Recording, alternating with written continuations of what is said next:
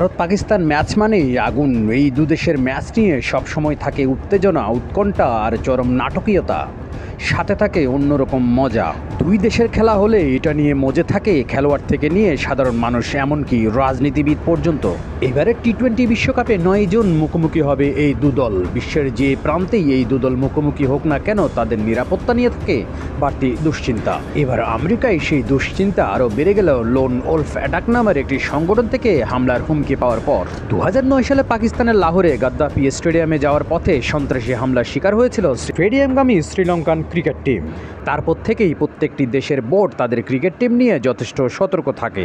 ভারত পাকিস্তান ম্যাচে হামলার হুমকি পাওয়ার পর বাংলাদেশ সহ তাদের নিরাপত্তা জোরদার করা হয়েছে। উল্লেখ্য, ভারত পাকিস্তান দুই দেশই একবার করে টি-20 বিশ্বকাপ জিতেছে। 2007 সালে পাকিস্তানকে হারিয়ে চ্যাম্পিয়ন হয়েছিল ভারত। তারই প্রতিশোধ নেওয়ার অপেক্ষায় পাকিস্তান।